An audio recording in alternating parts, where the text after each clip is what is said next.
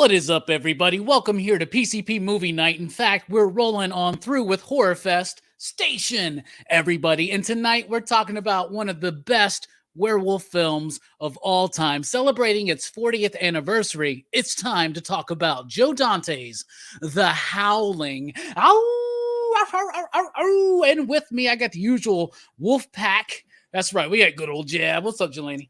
Wow. I'm good, man. Good to see you, Station. And of course, we can't be talking about an animalistic movie that's about the raw brutality of nature and the essence of morality without Brooks himself. What's up, my man? What's up? Brooks, I think could really pull off a Robert Picardo from this film, y'all. You know what I'm saying? Eddie? I'm just saying, Brooks could pull off an Eddie. All right, everybody. It'd be a cheap Halloween costume. Yeah, to do the pre-transformation, it'd probably be more expensive to do the post-transformation. Anyway, this is I list this as part of my top 3 werewolf films of all time. It's American Werewolf in London, which, by the way, tomorrow night on Dylan's Horror Show, American Werewolf in London. But between that and this one and the original Wolfman, this is the perfect holy trinity, if you will, of werewolf pictures, man. Like they haven't made any better than this. Like they've made some decent ones and they've done some good werewolves in other movies that are not necessarily werewolf movies particular, like Monster Squad, for instance, right? But like they don't get much nards. Yeah. Wolfman definitely got nards and they don't get more nardy than this. You know what I'm saying? I love this film. Came out the year I was born. That's why it's really exciting to me to cover so many of these 40th anniversaries for Horrorfest this year. And y'all, we're at the end. We got one more week. Like next week is the big grand finale and we're getting it on. But man, we had to take a moment to step back and appreciate some of the best werewolf films. Last year we covered Wolfman.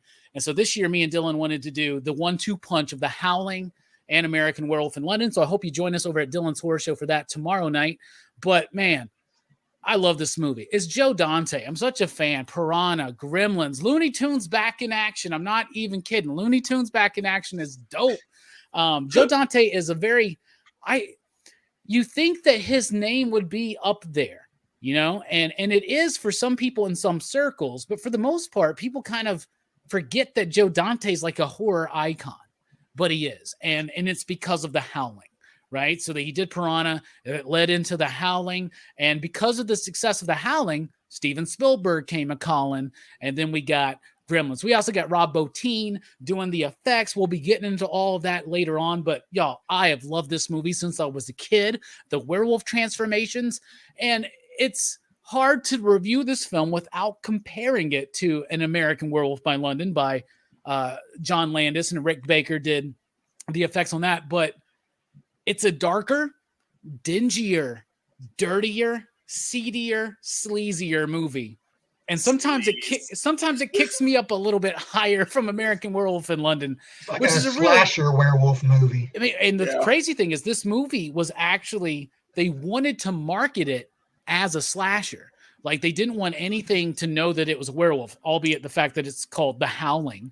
And it was based on a novel that apparently is super dark. Like, the Dee Wallace character in the novel was raped by her husband, and she has a miscarriage after that. Like, bruh, it gets heavy. It's like Malignant. It just starts off. Wow. It just starts off like super freaking heavy. Yeah. But it's hard to compare it to that. But it is like definitely a seedier version of a werewolf film. Jelani, what do you think about this film overall? I like it. I like it a lot. Howling is one of the classics anyway, and werewolves are one of my favorite monsters in general. I mean, who wouldn't want to turn into a wolf? I mean, that looks like an awesome transformation, albeit long, and looks like it's very painful. Yeah, it looks painful, bro. You said who doesn't want to transform into a werewolf? Me and Brooks are like, like I want my skin all bubbling up and shit. Yeah, I'd much rather be awesome, a vampire. Man. Yeah, vampire teeth come out. Yeah, cool. But I can't go out in the sunlight. But I'm a shape-shifting wolf, and I can do what I want. Oh, man. Bruh, I think I want to be a part of that colony. Well, not that colony, because they kind of sucked. But I don't know. Something about this film, it is darker. than American Werewolf in London, and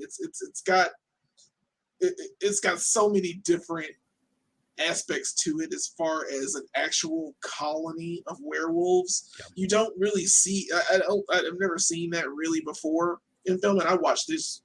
I forgot the first time I've seen this, but I've seen it multiple times, and it bothers me that, like, oh gosh, they could be in society. You know, they could be somewhere right now. And they are. They're called Scientologists.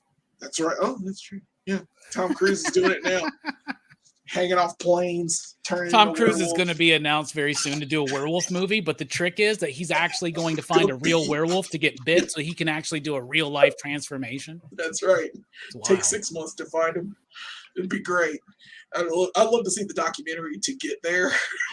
Just for that. It's him and Rob Lowe hunting down a werewolf in Transylvania.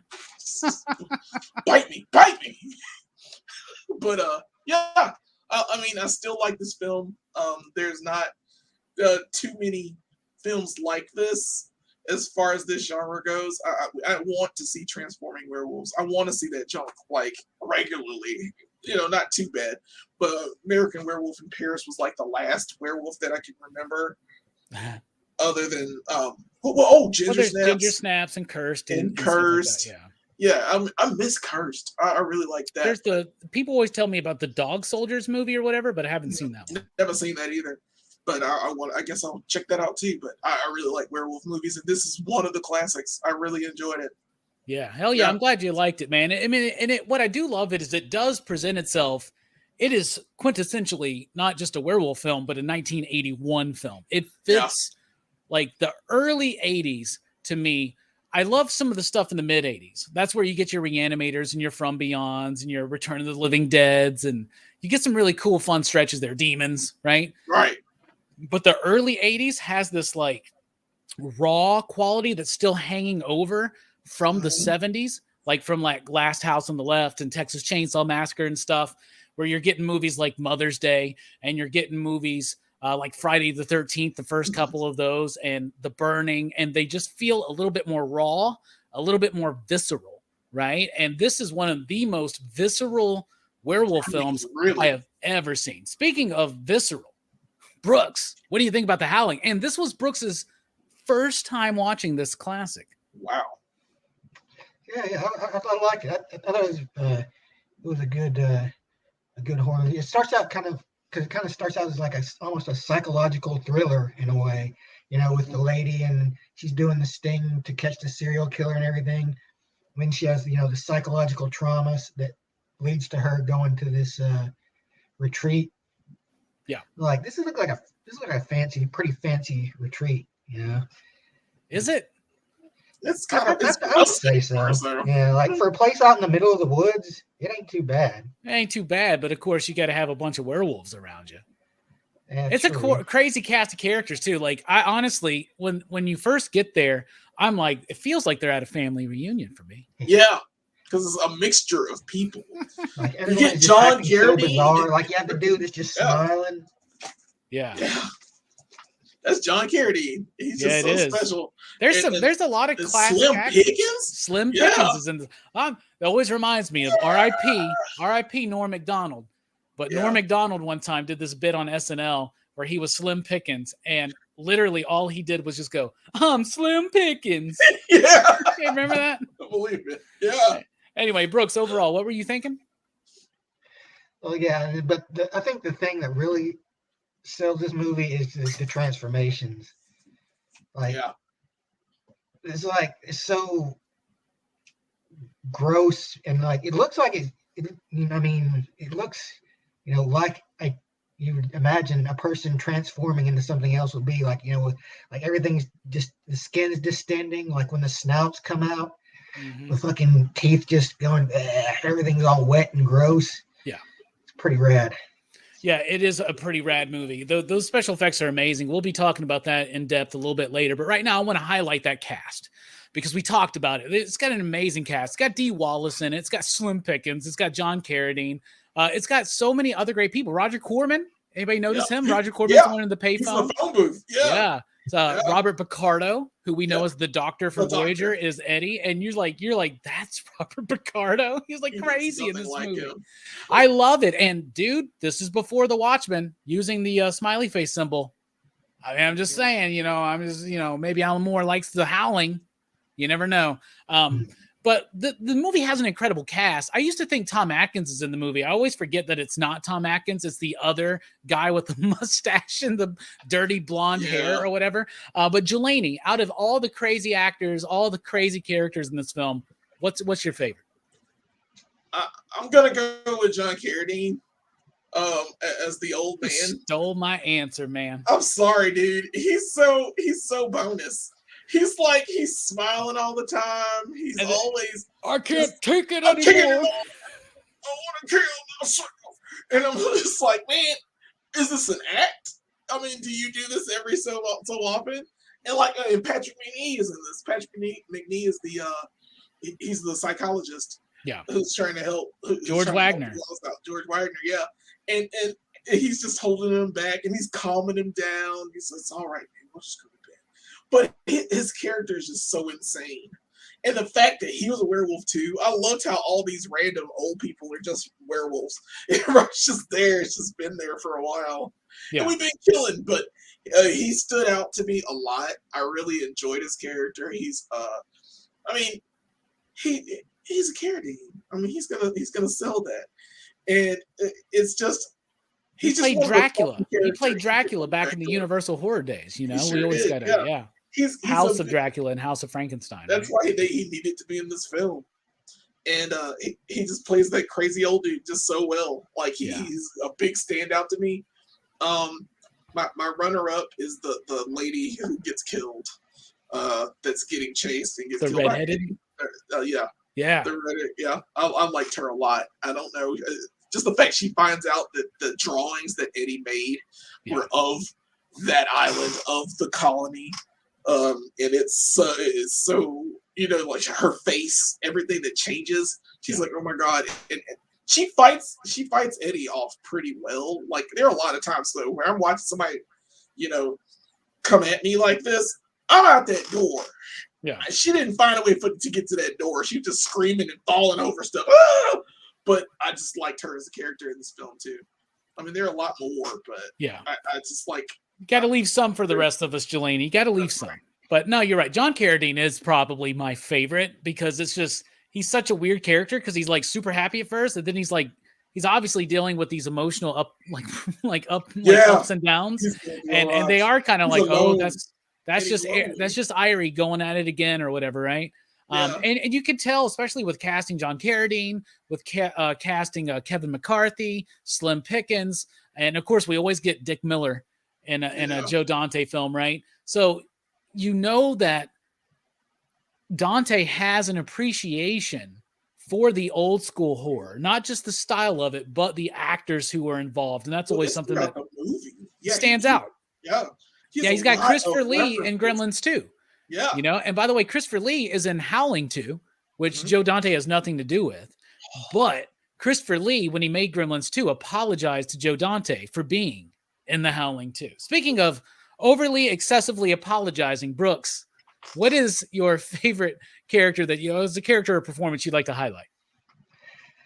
I think my favorite was the lady werewolf. You stole my number 2, bro. Yeah, the black, the sexiest werewolf you've ever seen. I love how like intentionally awkward she is. Like she's always making with the like stares and shit. Like she's always sizing everybody up. Yeah. Like, she's awesome. Like I just like that performance. That it seems like how a female wolf might act. If she was like a human. Like that's just kind of how I'd imagine. My sister would cook it up for you. Yeah. She wants to fuck everybody. Yeah, pretty much. I'll cook it tomorrow. Yeah. Right now, we're going to fuck. Yeah. I'm going to fucking turn your ass into a werewolf. And her brother is super creepy. Let's just say that. Like, that dude, like, when he starts turning, he's like one of the scariest looking ones, like, in the midst of it all. Great. Yeah. Yeah. Yeah. I think it's great. That's a good pick, Brooks. I mean, y'all both picked my 2 that I was like planning on. right? Oh, And dang. I mean, I'm just saying, first of all, that's a super sexy werewolf, okay? Okay, Yeah, that's she is like kind of sexy. that's like that's She's one better of than the the one from Howling too. she is well, the one in Howling 2, though, has her attributes. Let's just say that, right? Yeah. But I will say this. I don't even know, I got distracted, so I'm just gonna go ahead and go into my Dee Wallace obviously does a great job here. I think she does a really solid job of kind of carrying this movie with like emotional weight, right? Because the movie is very tongue in cheek, right? Mhm. But like she adds this like gravitas to it with this post-traumatic stress type thing that's going on because she almost got killed by this fucking crazy serial killer. And Dee Wallace also, when they were filming that scene where she's going into that super sleazy like adult video store, she was very uncomfortable even She didn't being in want to do there. that. And Yeah. you can tell, bruh. And it makes the movie feel so dirty at first. So I really like her. I think Dennis Duggan as her husband, right? I think that's Dennis Duggan. If it's No, not, that's whoever Christopher Stone. Christopher Stone. That was her actual husband for a while. She was Dee Wallace Stone for a long That's time. right. Who's And she was. Dennis Duggan? I don't know who Dennis Duggan is. I don't know. His Wikipedia doesn't have a picture. I think Dennis Duggan. No. Who's the husband of the lady that died?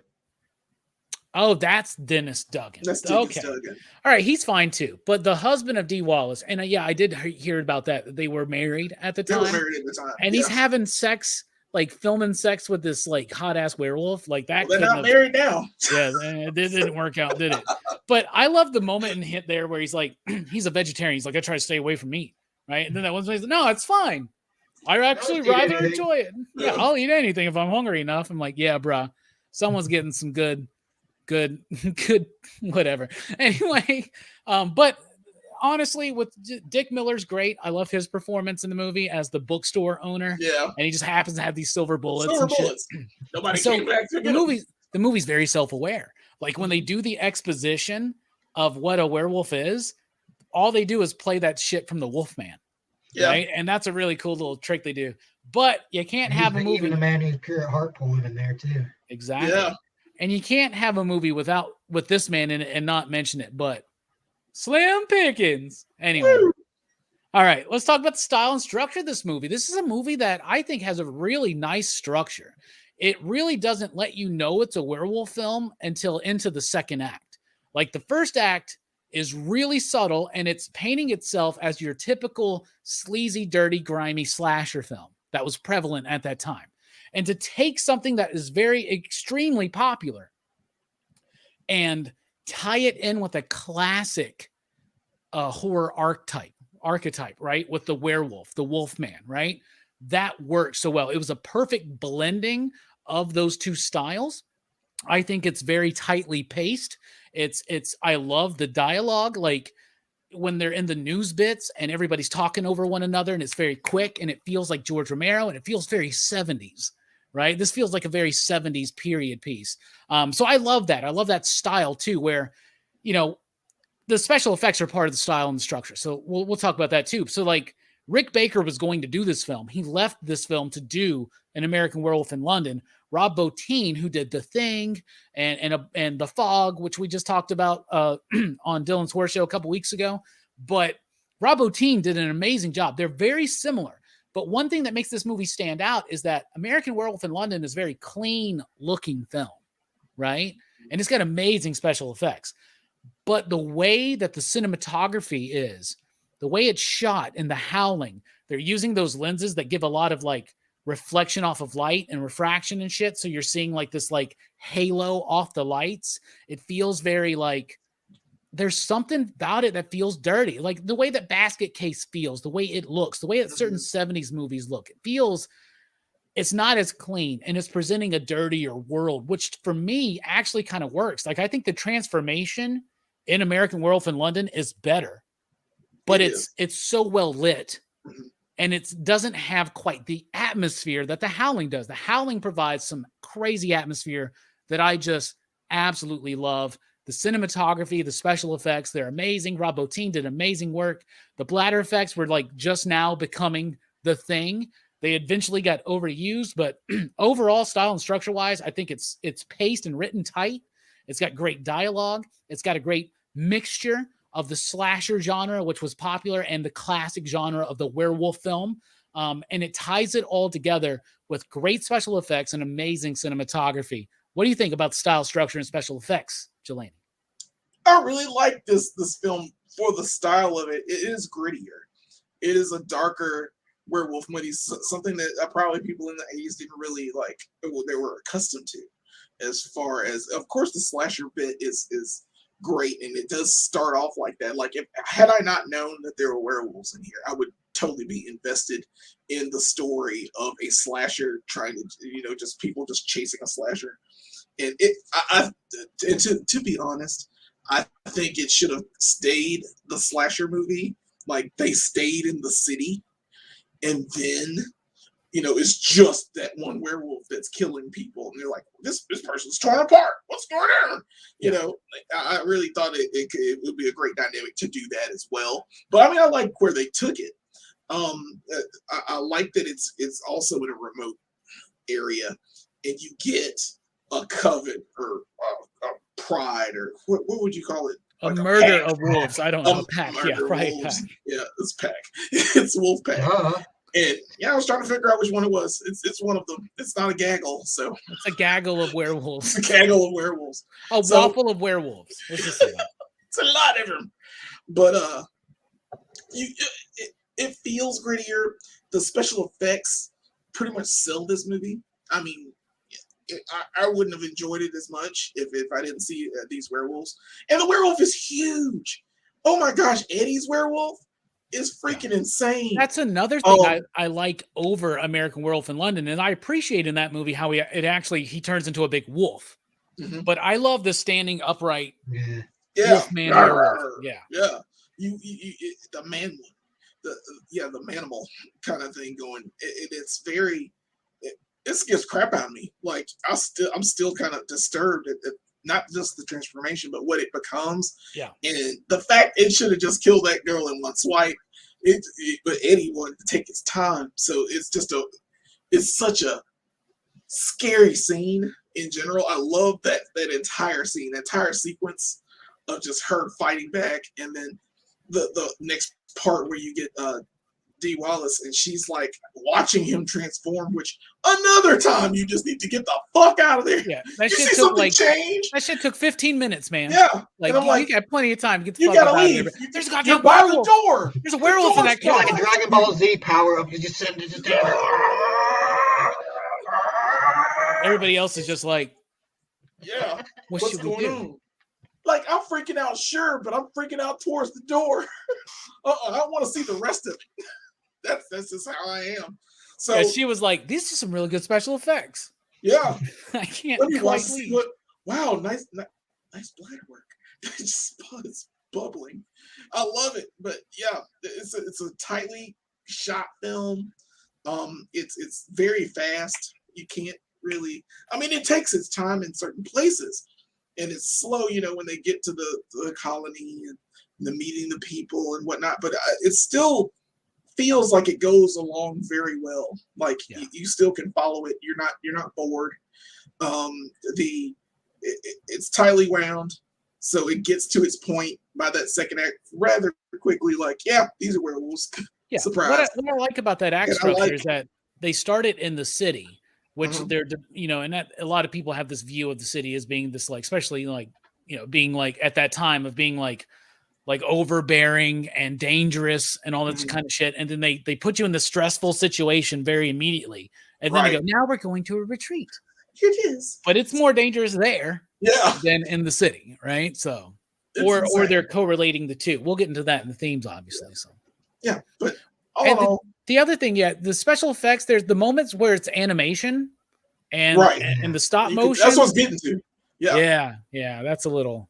That's It's a little budgetary off. constraints. Yeah, Apparently. it's like, oh, they're having sex and they turn into wolves. Now it looks like two drawn wolves. And turning I'm like, cartoon wolves. look at cartoon wolves. I actually like can the see stop sleep on motion them. wolves at the end that are like, Yeah, "Arr." I like them. I like them. I think like they're- them, I but like it their- still looked kind of fake to me. And I was just like, oh, they're just kind of there. And it's the end. And like we should have seen that earlier. You know, or I wanted to see the wolf like in its full form. I knew they could do something like that. Well, they probably could, but I don't know. I wanted to see a full wolf, like 3 or 4 of them just coming at you. That would have been nice. That'd have been nice to see. It would have been nice when they were in the car, but it's all good. Oh yeah, and why does Slim Pickens' police car not work? Like, did he come in a regular working car and then like he got out of the car? Maybe he was just like, "Oh dang it, my car don't work. I'm Slim Pickens. Slim Pickens. I got Slim Pickens." Speaking of Slim Pickens, Brooks, what do you think about the style, structure, and special effects of The Howling? Well, I mean, they're good, obviously. And it's probably what most people know this movie for, especially like I mentioned, the transformation effects. And this movie, it does have, it's like you're saying, the style. It starts out very gritty in the beginning with the whole porno district of the city and shit. Yeah, the sleazy. It kind of presents as kind of like sleazy serial killer type movie. And then, like, it transforms, it kind of changes when they get to the woods, but it also, in the way it sticks around too, it's just kind of different. Like, it's like that whole, it's kind of like the sense of danger is still there, but it's like, just different. Yeah. But yes, I mean, this is I could see this movie, actually scaring people too. I think it's got a good atmosphere, a good build up and suspense in it. Yeah, absolutely. So let's talk about the music real quick. It's Pino Donaggio, who may not be a familiar name, but actually did the soundtrack of Piranha, which was the Joe Dante film right before. Wound up doing a bunch of Brian De Palma stuff, including, you ready for this?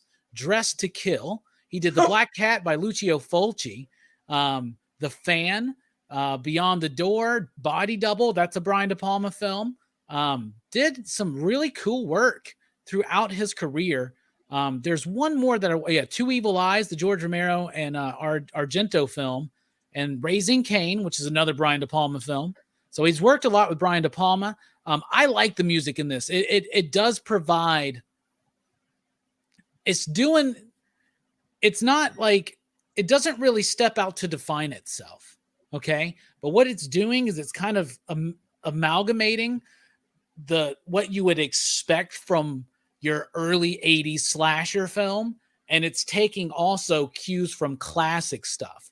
And so it's a very solid score. If you listen to it on its own, it's not necessarily something that's got a familiar theme that's going to like get stuck in your ear, but it does provide this atmosphere. And the way it treads that line, just like this movie, of a classic Hammer film or Universal picture and this 80s slasher. I think it does a great job of melding those two together without getting too tropey. And as much as I love Harry Manfredini, or Friday 13th stuff, like, that gets a little tropey. This one kind of avoids that, but still feels classic and yet of its time, contemporary for its time. I really like the music. What do you think about the music, Julian?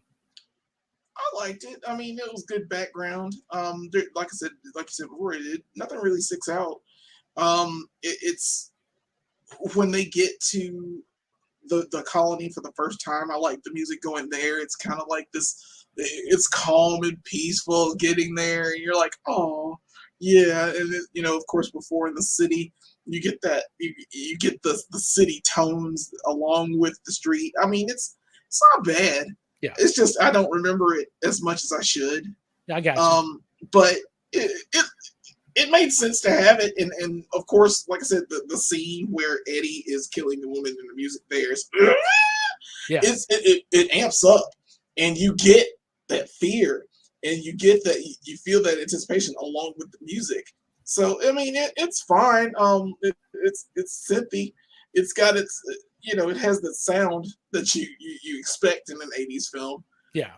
So I mean, there's not much for me to say about it other than that. I think it does that, but it still has that classic kind of vibe. Also, the It other does. De Palma film I couldn't remember that he had scored is Carrie. He did the music in the original Carrie film. Carrie's nice. Yeah, so Yeah, I mean, like I said, Carrie. he's done a lot of Brian De Palma stuff. He also did the music in Tourist Trap, which is an interesting little footnote. Speaking of footnotes, Brooks, what do you think about the music? Did you notice it? I did. I thought it, like you said, it is. It's good, but it's not like it's not going to change your life, you might say. Well, and especially since we just recently have talked about the Evil Dead, and we've talked about demons and Suspiria. Yeah. Next week we're talking about Halloween. Like, but it does have its charm. Like I like in the beginning, it relies a lot on that kind of pipe organ sound. Yeah. Like that kind of ties it back to the old school kind of horror, and then like later on it gets more synthy, which is kind of moving towards the next generation of horror, like the slasher movies and stuff. And it's interesting how they're doing that differently. The movie starts as a slasher, but the music sounds more old school. And then it gets more old school vibe with the supernatural shape-shifting werewolves, and then the music starts getting a little bit more synthy and stuff. That's why I like it.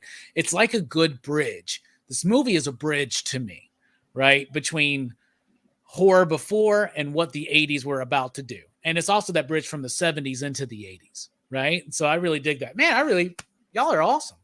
Paying attention to the music and the howling. I'm so proud of y'all. All right, speaking of being proud, what is this movie trying to say?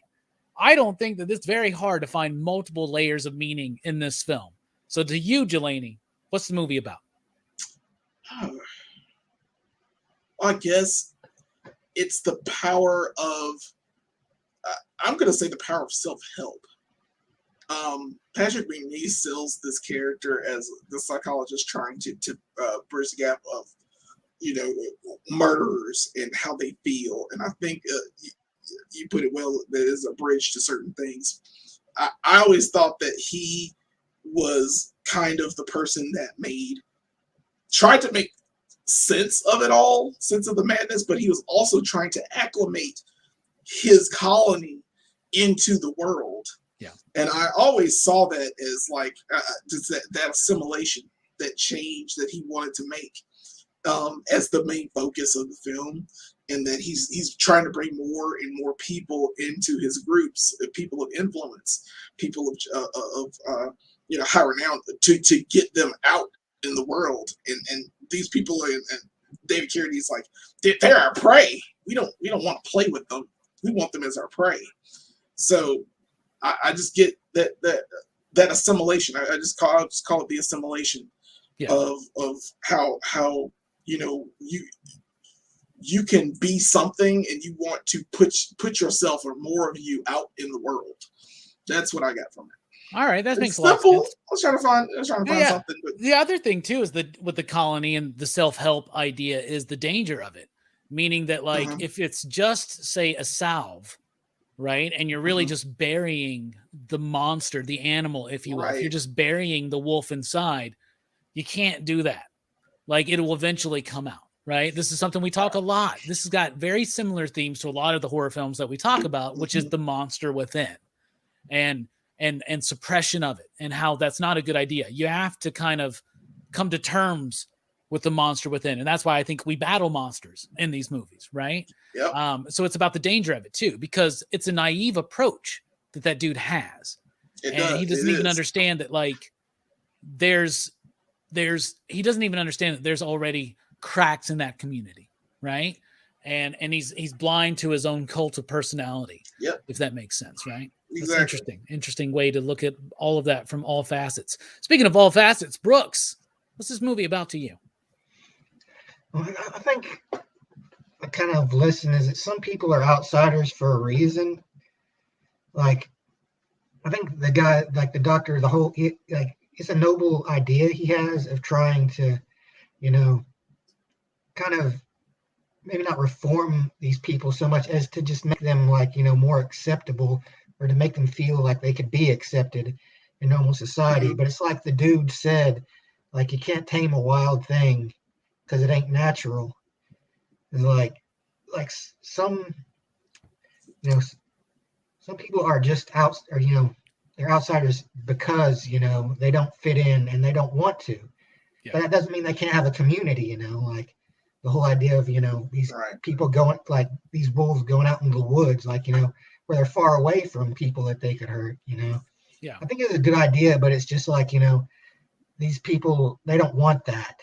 They want to they want to go out and raise hell, but and the thing about that is like they just end up getting themselves killed because even a whole pack of werewolves will get fucking mowed down by like humanity eventually.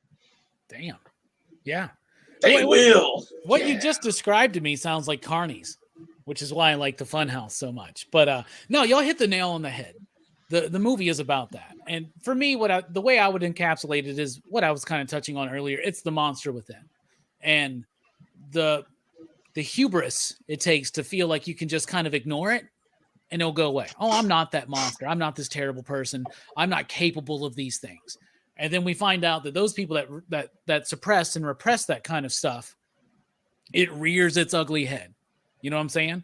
We all got our vices. Wear your vices, control your vices, understand your vices, because if you don't control them, they'll control you. You can change the word vices to demons. You can change the word demons to the animal inside, the animalistic nature of mankind, of humankind, right? We all are capable of, we all have the beast within.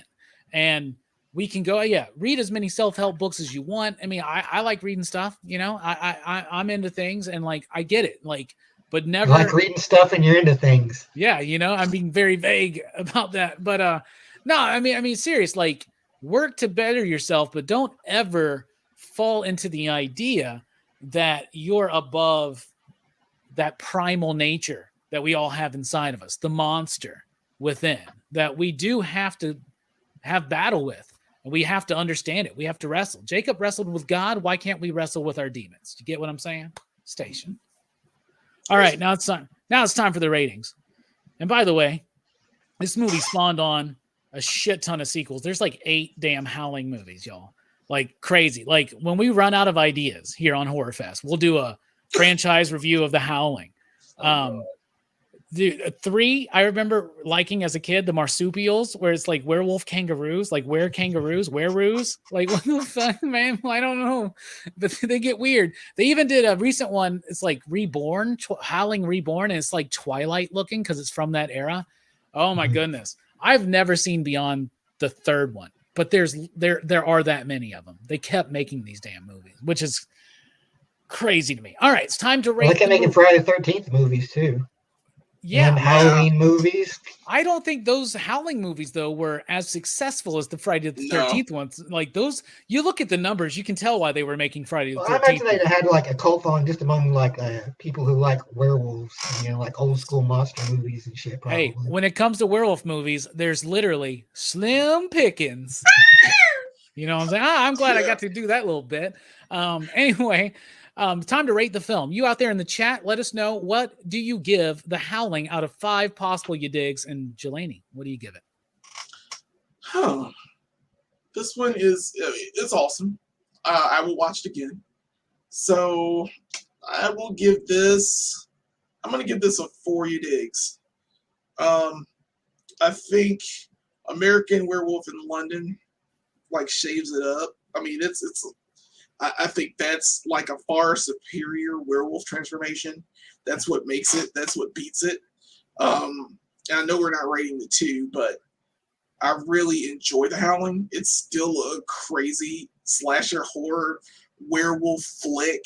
I will watch this probably 4 more times in my lifetime. So it's in the rotation for things I'll do in the future. So I love it. I mean, I can't really say too much more about it, other than that female that werewolf sex scene was like the craziest thing I've ever seen. And then I saw the Howling 2, and then that kind of topped it. But thanks. How about a wolf orgy? Wolf orgy. Let's do it. So, I mean, it's a great film. The special effects are great.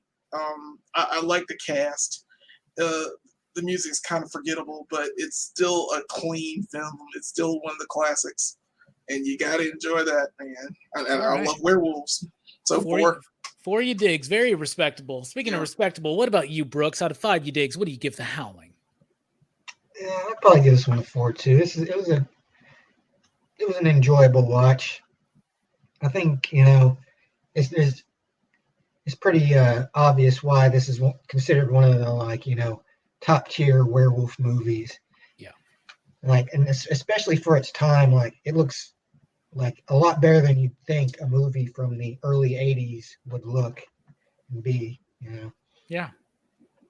Yeah, so absolutely. It's kind of like it's kind of like bringing the werewolf genre into a new, decade. Yeah. In a way. What's amazing to me about this film is that it did come out the same year as An American Werewolf in London, and those movies didn't overshadow each other. Those movies have always just been like, well, there's the Wolfman, there's Curse of the Werewolf, and there's those. And what else you got? I mean, honestly, Ginger Snap's pretty solid. It is. I like Bad Moon has its nice bits, so does Silver Bullet, but I mean, they haven't made a better werewolf film since 1981, in my opinion. And I'm going to go ahead and give The Howling 4.5. I'm a huge Joe Dante film fan, and I have been a fan of this film since I was a child. I love this. I've watched it more than American Werewolf in London. It's not as clean, not as precise, but there's something to me that's very appealing about that raw nature of this film. So I'm going 4.5. So 4 from Jelani and Brooks, 4.5 from me, for a PCP average of 4.2. 69, dudes. Yes. All right, and that is our Howling review. There will not be a back chat tonight, unfortunately, everybody, but I do want to mention that tomorrow night on Dylan's Horror Show, An American Werewolf in London. A great 1-2 punch, right? And then Horrorfest wraps up next weekend. It starts Thursday night with a special Thursday night PCP Movie Night Horrorfest edition, 9 p.m. Central Time, Creature from the Black Lagoon. And we wrap it up here at PCP next Friday with a look at all, 12 Halloween films, all of them. Every single one of them, including Halloween Kills, including the Rob Zombie ones. So we got more coming. American Werewolf in London tomorrow night. Next Thursday, Creature from the Black Lagoon. And the next week on Friday, the entire Halloween franchise. I'm very excited, y'all. Horrorfest has been great. And the official finale, don't forget, is at Dylan's Horror Show the following Saturday after Halloween, where we're talking about The Exorcist. So we're ending it with the classic bang next weekend, y'all. We hope to see you. Jelani, thanks for being here, bruh. Yeah, glad to be here, man. Exactly. This is what we do. Horrorfest is our bread and butter. It's the most wonderful time of the year, right? Brooks, thanks for being here, bro. Oh, yeah, man. It was good times, one might say. Hell yeah. All right, and we're going to end it here because, like I said, no PCP back chat tonight because this isn't live. So we got you. What? Who knew, man? Surprise. Ow!